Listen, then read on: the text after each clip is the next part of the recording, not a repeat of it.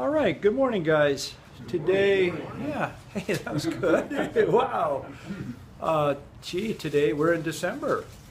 And as Steve mentioned when we sang, the beginning of the Advent. This is our first week into Advent, and December 2nd today, right? Yeah. So we're looking at the life of Jacob, and we've been doing that for a few weeks here. And today we're going to be looking, we got, I think, one more week with this wrestling match. I'm going to kind of wrap it up next week, but we're going to look at the renaming of Jacob, the new name for Jacob this morning, which again is a really fascinating subject. But before I make more comments, why don't we read Genesis 32, 24 through 28. We'll be looking at 27 and 28, but the context beginning at verse 24. Then Jacob was left alone, and a man wrestled with him until daybreak. And when he saw that he had not prevailed against him, he touched the socket of his thigh. So the socket of Jacob's thigh was dislocated while he wrestled with him. Then he said, "Let me go, for the dawn is breaking." But he said, "I will not let you go. I will not let you go unless you bless me." So he said to him, "What is your name?" And he said, "Jacob." And he said, "Your name shall no longer be Jacob, but Israel, for you have striven with God and with man and have prevailed." Okay, good. Thank you. Thanks, Bob. So last week, you know, in my attempt to understand this passage, and there's all kinds of, well, there's about 4 to 6 different views of how to interpret this text. One of which was really interesting, that Jacob was wrestling with the river god from Jabbok. You know, I didn't know where to put that one, but this is really open for interpretation.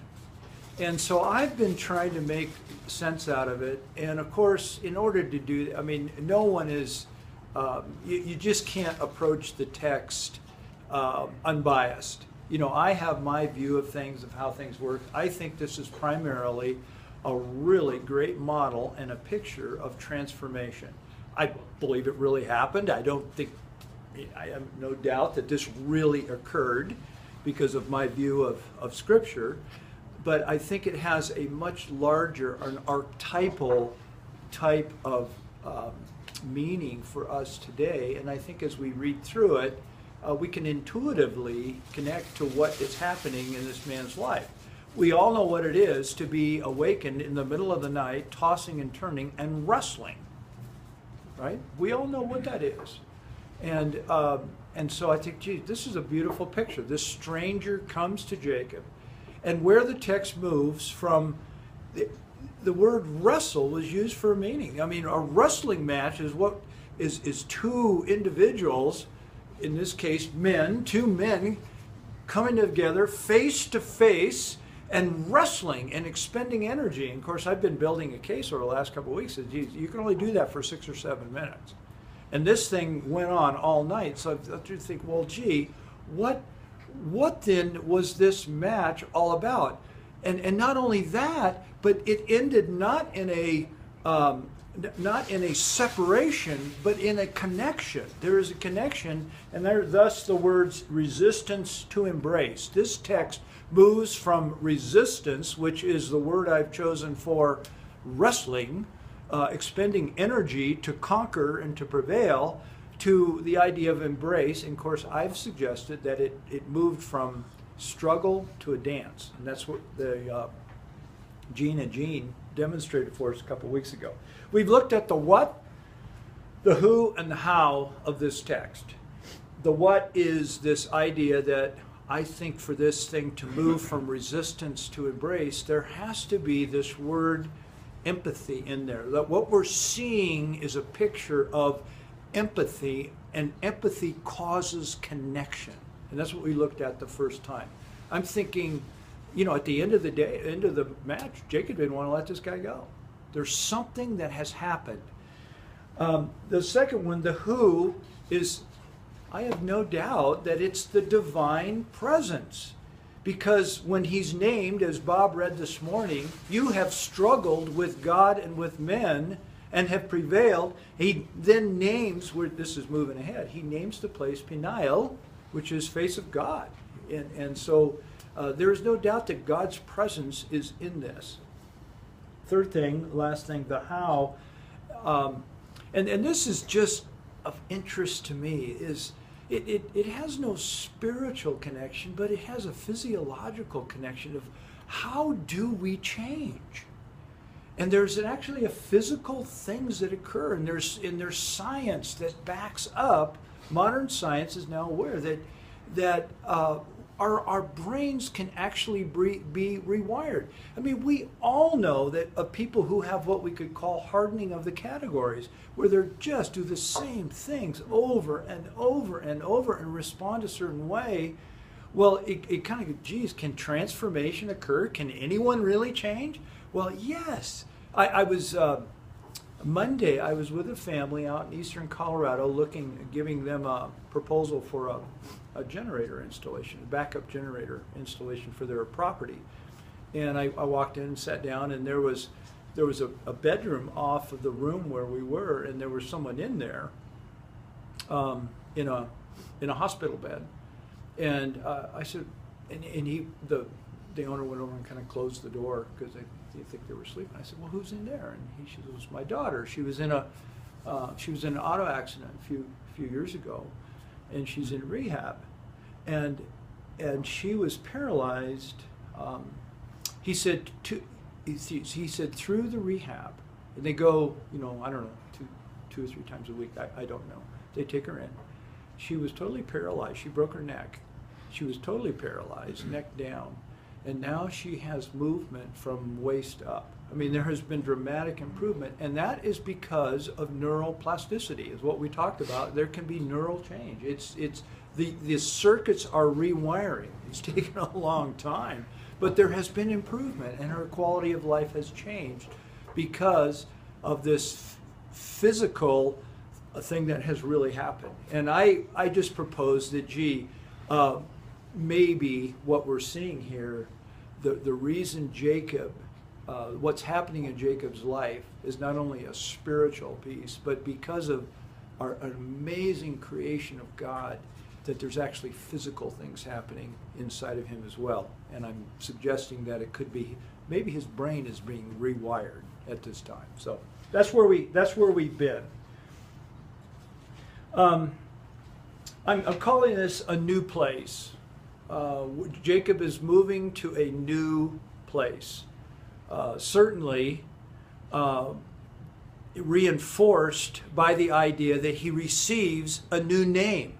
A name is, especially in Scripture, in the Old Testament, it's characteristic of where the person is. I mean, there's just example after example. And so at this point in this man's life, you'd think, gee, the name is attached at the beginning of one's life.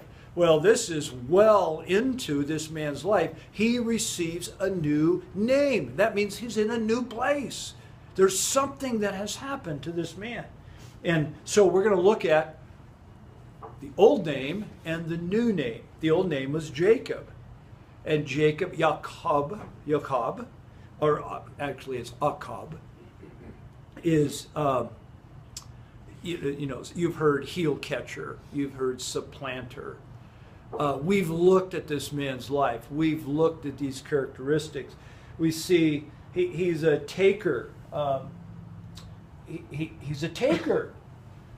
Jacob took because he needed what was not his. He needed to go out and get it and take it for himself.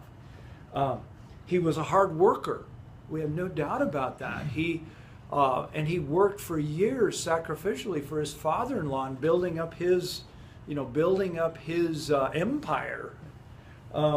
He's a strategizer. Wow, there's no question about that. He learned that at a young age with the providing his brother a bowl of lentil soup. Remember that?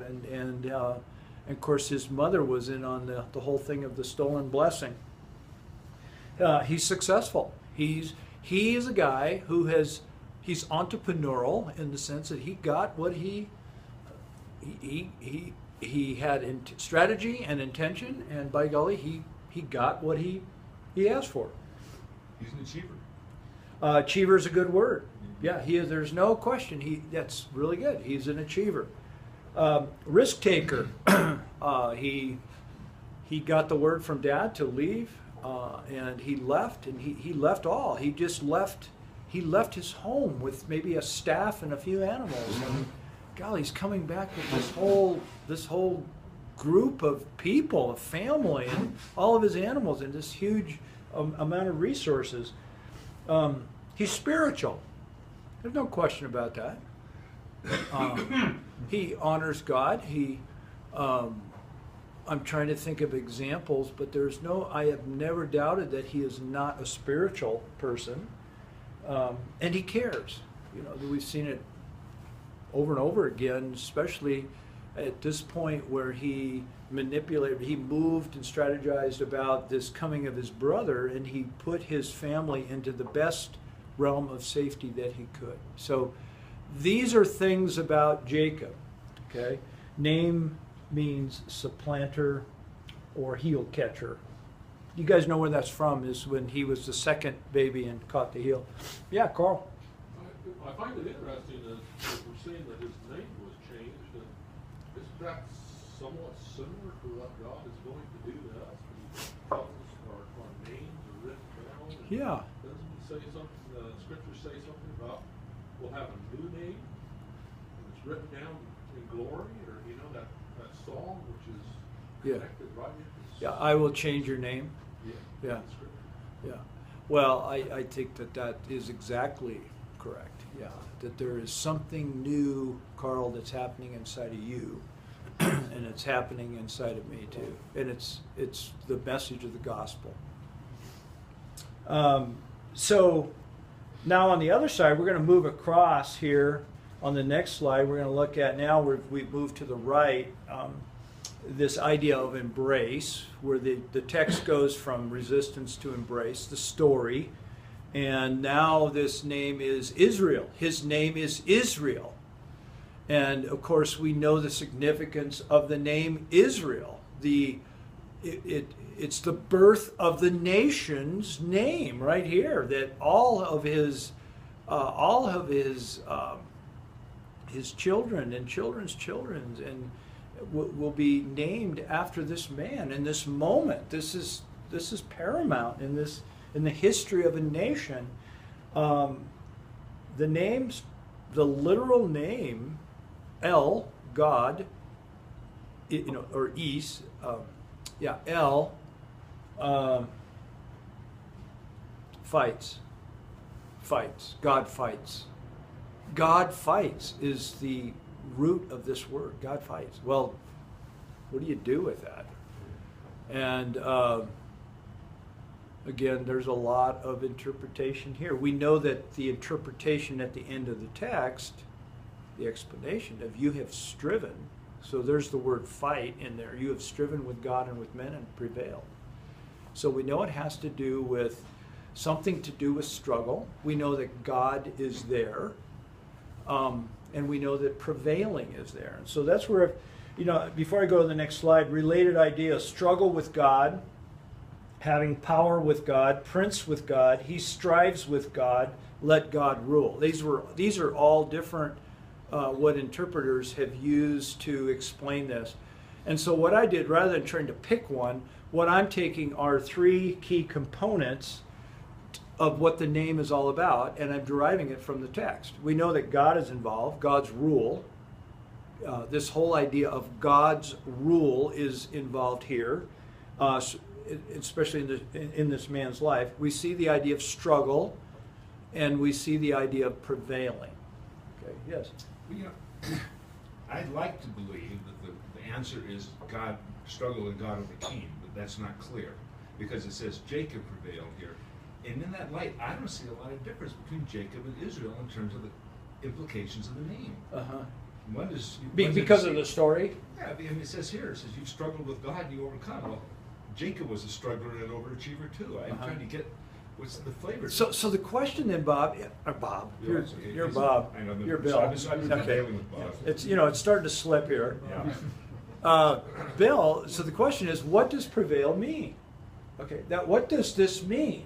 Yes, different. because It's not as we different. look at it, if we look at this as a conventional wrestling match, I don't see a lot of difference, but something happened. Within the text, Jacob was putting up a fight. There's no question, because the stranger said, and when he saw he was not overcoming him, he touched him, and he, through one little touch, and I keep pointing to my thumb, he touches his thigh and dislocates his thigh. That speaks to me that this stranger, who I've equated to the divine presence, has power that he's withholding to an opportune time, to a key time. And I think that time was when Jacob was ready to receive. And when that power, that little touch occurred, there was no recoil, no pain on the part of Jacob. He received it. And so this is where this whole thing in my head is going from, it's not a conventional wrestling match, but there is an embrace. He wouldn't let the man go until he blessed him. And so then how do you get this idea prevail? What does prevail means conquer? And one last comment, and then as you look downstream, they're always called the children of Israel. Yeah. They're not called the children of Jacob. But it's always called the God of Jacob, never called the God of Israel. So the relation between those two are really interesting. He's always going to be the God of Jacob, and the children are always going to be the children of Israel. So there's something in that name change. Yeah, that is really, I hadn't thought of, that's a, maybe you can talk on that some more. Not as much as I have on it. This idea prevailed. The man said, your name will no longer be Jacob. Here, right down here. Well, I can't blow it up or it'll go off the screen. The man said, your name will no longer be Jacob, but Israel, because you have struggled with God and with men. Now, men are induced in here, because this is strictly a one-on-one, but somehow it's tying back into to Jacob's history of how he interacted with men, with people. No different than with God. You have struggled with men and with God and have overcome, okay, or prevailed. It's the idea. Well, God, what do you do with this? So here is my attempt. Here is my attempt to understand this. Okay. So resistance, embrace. I get that from the story. Like no wrestling match I have ever seen, and I've seen a few. You don't see the guys holding on to each other, embracing at the end of the match. They want to separate. It's over, Jacob didn't want to let this guy go. So resistance to embrace. I think through letting go, this idea of letting go, not the opposite of resistance. He let go, he prevailed. By letting go, he prevailed. By turning the match into a dance, which had to be more than expending this energy of resistance, because you can only do that for 6 or 7 minutes. He danced with this divine presence through the evening, and through that learned about letting go, and it culminates with the reception of the wound. There was no recoil. When you receive a wound, a blow, the defense mechanism goes up. You curl up and you retreat. You recoil. Nothing. And this is where I think he was receptive to what was occurring to him at that moment. And it points to me about letting go. The word prevail, what do you do with that? Well, it can be interpreted endure. You have endured. Mm-hmm. And I think that gives a little more, that sheds light on it, at least how I'm interpreting the text. Okay, so he let go, through letting go, he has prevailed. And I don't have a clock, so I'm good. All right, so I want to illustrate this. you know, and I realize, guys, this is just from my head. You know, I don't think I'm alone, because interpreters look at this as a transformational point in Jacob's life. We look at the history, and we certainly, through what Bill is saying, the whole name of a nation is birthed here. So this is a pretty significant piece. And of course, it ties in with his grandfather Abraham, where his name changed from Abram to Abraham, father of many. So this is how I'm going to illustrate this. Okay, think of Jacob's life as a circle, and that's the circle of his experience. Everything he knows about life is within this circle. It's what is known. And I got Jacob labeled there. And notice right off, this circle has two sides to it. There's a darker shading on one side and there's a light shading on the other. Because in Jacob's life, as in our life, there are positive things. There are things full of light, full of comfort, things that we are drawn to, the pleasures of life, the good things of life, the things we celebrate. But there's also a dark side. And I don't mean necessarily sin, although sin would be included, but it would be more in a broader sense the negative things of life, the things that are hard to face, the histories and the wounds of the past. And all of us carry a mixed circle of what life is. It's mixed. And so within this circle, or outside the circle, outside of his realm of experience, is what I call the greater pull. And we know this intuitively. We know the greater pull in our hearts. And it's because we are made in the image of God. We reach for something. We're reaching for something outside of our experience. Guys, this is why we go to movies. People say you go to movies to escape reality. I think we go to movies to find reality, to identify with reality. We know what the story is of the hero who has a challenge, and there's great odds against that hero, and that hero breaks through, and then almost at the time when he or she is about ready to have victory, there's this huge collapse, and it looks like all is over, and then an amazing thing happens.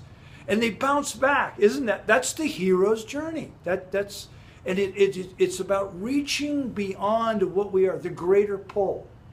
And so we, as Jacob, is always intuitively drawn outside of the circle. And this is the whole idea of growth.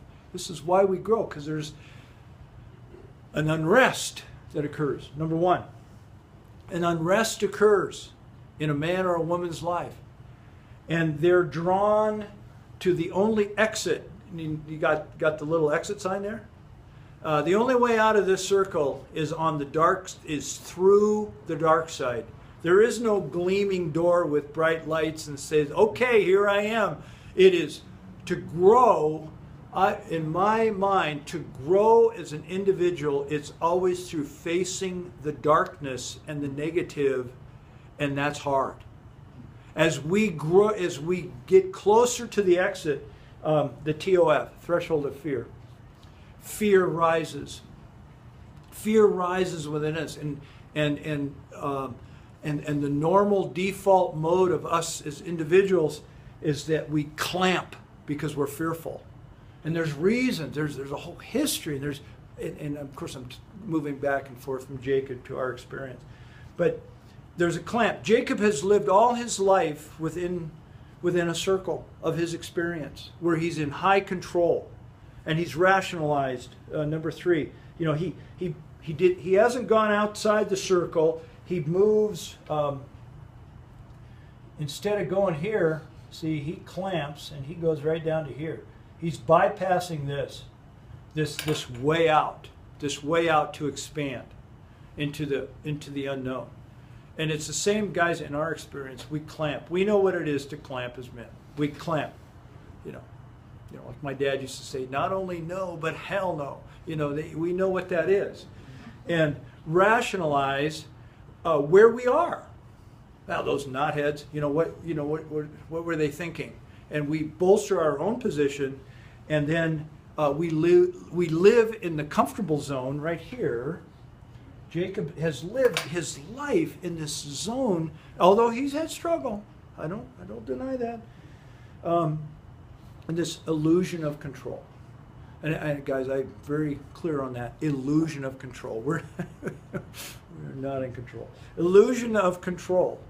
And that's where life is comfortable. And that's where we just go rearrange our furniture and everything is good. Okay, well, what happens then in time is that because of the great pull, sooner or later, it comes, and if you look back to your life, there were key times when there was unrest in your life.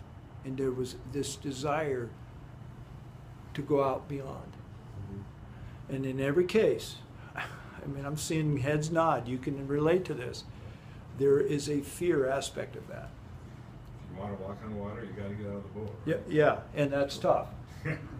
When your whole experience is, if I get out of the boat, I'm going to get cold and wet. Okay, so I think that what we're talking about in Jacob's life, this is the old Jacob. Not saying that he didn't have growth throughout his life. I think he did. But this major point of darkness, where he was left alone on the rock, is a major point in his life where he instead of clamping, he said, I'm going to face this. I've got to face this. And that's what the significance of this story is. And I don't think it's the first time. I think it was little, but this is a major darkness that he is facing. And so now in this case, what he's chosen to do is,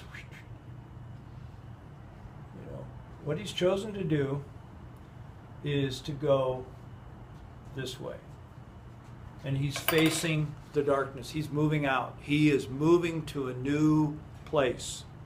A new place. And what has happened? Oh, gee, I got a few minutes. See, I don't have the clock here anymore, so I can't tell where I'm at.